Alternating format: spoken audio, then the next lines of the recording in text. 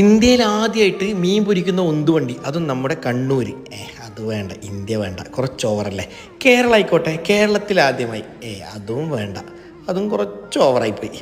കണ്ണൂർ ആദ്യമായിട്ട്, ഇത് നിങ്ങൾ പറയണ്ട, കണ്ണൂർ ആദ്യമായിട്ട് മീൻ പൊരിക്കുന്ന ഉന്തുവണ്ടി ഇൻട്രൊഡ്യൂസ് ചെയ്തത് ആരാ? നമ്മുടെ പുലരി റെസ്റ്റോറൻ്റ് ഇല്ലേ, നമ്മുടെ കക്കാട് റോട്ടിൽ പഴയ അജ്വ റെസ്റ്റോറൻറ്റ് മാറിയിട്ടാണ് അവിടെ ഇപ്പോൾ പുലരി ആയിട്ടുള്ളത്. ആ പുലരിയിലും ഉച്ചയ്ക്ക് പോയി കഴിഞ്ഞാൽ നല്ല മീനും കൂട്ടിയിട്ട്, അതും ലൈവായിട്ട് പൊരിക്കും. നമ്മുടെ മുമ്പിൽ വന്ന് മീൻ പൊരിച്ച് തരും. അതാണ് ഇവരുടെ ഏറ്റവും വലിയ ഹൈലൈറ്റ്. എല്ലാ മീനും ഉണ്ടാവുകയും ചെയ്യും.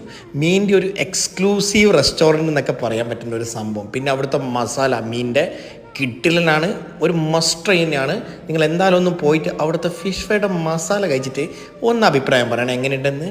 പിന്നെ ചോറും അതിൻ്റെ കൂടെ പായസവും ആ കറികളൊക്കെ കൂട്ടിയിട്ട് മിക്സ് ചെയ്ത് കഴിച്ചാൽ വേറെ ലെവലാണ്.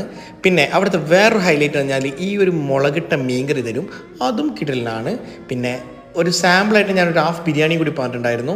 അവിടുത്തെ ബിരിയാണി ഒന്ന് ട്രൈ ചെയ്ത് നോക്കണം. ലഗോൺ ബിരിയാണിയാണ്. സംഭവം നൈസായിട്ടുണ്ടായിരുന്നു. അതിൻ്റെ മസാല അതുപോലെ തന്നെ റൈസും ഒക്കെ അടിപൊളിയായിരുന്നു. പിന്നെ ലൊക്കേഷൻ മറക്കണ്ട, നമ്മുടെ കക്കാട് റോട്ടിൽ പഴയ അജുവ ഇപ്പം പുലരി ആയിട്ടുണ്ട്.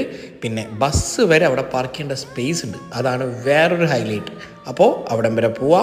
എന്നിട്ട് ഉച്ചക്ക് നല്ല സമാധാനത്തോടെ വണ്ടി പാർക്ക് ചെയ്തിട്ട് ഫുഡും കഴിച്ചിട്ട് കഴിച്ച ഭക്ഷണത്തിൻ്റെ അഭിപ്രായം കൃത്യമായിട്ട് നിങ്ങൾ അറിയിക്കണേ എങ്ങനെയുണ്ടെന്ന്.